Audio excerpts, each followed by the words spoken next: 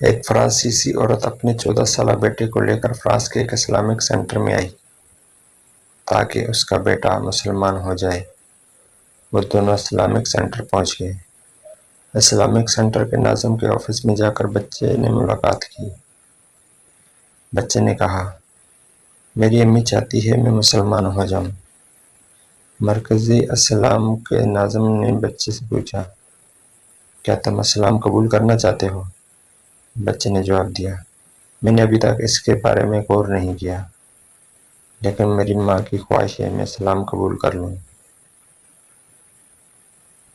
ناظم کو بچے کے اس جواب پر بڑی حیرت ہوئی۔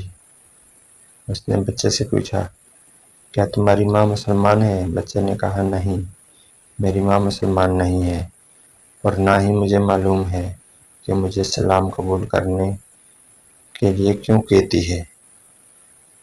ناظم نے پوچھا، تمہاری ماں کہاں ہے؟ بچے نے کہا، وہ مرکز اسلام کے باہر حصے میں کھڑی ہے۔ ناظم نے کہا، اپنی ماں کو بلا لاؤ تاکہ میں اس سے گفتگو کر کے صورتحال جان سکوں۔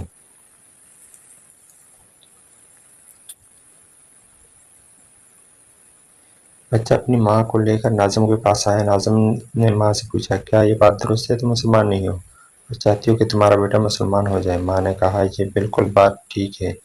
ناظم کو اس جواب پر بڑی حیرانی ہوئی۔ اس نے ماں سے پوچھا، کیوں چاہتی ہو تمہارا بیٹا اسلام قبول کر لے؟ ماں نے جواب دیا، وہ حیرت زدہ ہونے والا تھا۔ ماں نے بتایا، پیرس کے جس فلیٹ میں رہتی ہوں، میرے فلیٹ کے بالمقابل ایک مسلم کمیونٹی کا فلیٹ ہے۔ اس کے 2 بچے یونیورسٹی میں تعلیم حاصل کرتے ہیں۔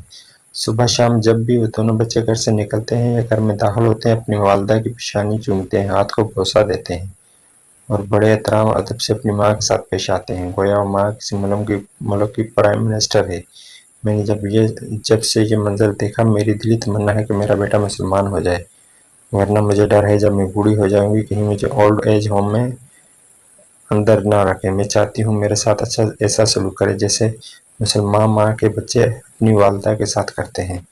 اللہ پاک سے دعا ہے، اللہ ہمیں اپنے والدین کی خدمت کرنے کی توفیق عطا فرمائے۔ ہلاک ہو جائے وہ شخص جس کی زندگی میں رمضان آئے اپنی بخشش نہ کروا سکے، اور فرمایا، ہلاک ہو جائے وہ شخص جب میرے آقا صلی اللہ علیہ وآلہ وسلم کا نام مبارک آئے، وہ آپ صلی اللہ علیہ وسلم پر درود شریف نہ پڑھے۔ پھر فرمایا کہ ہلاک ہو جائے وہ شخص جس کی زندگی میں اس کے ماں باپ ہوں اور ان کی خدمت کر کے اپنی بخشش نہ کروا سکے۔ اللہ پاک سے دعا ہے ہمیں سمجھنے اور اس پر عمل کرنے کی توفیق عطا فرمائے۔ آمین ثم آمین۔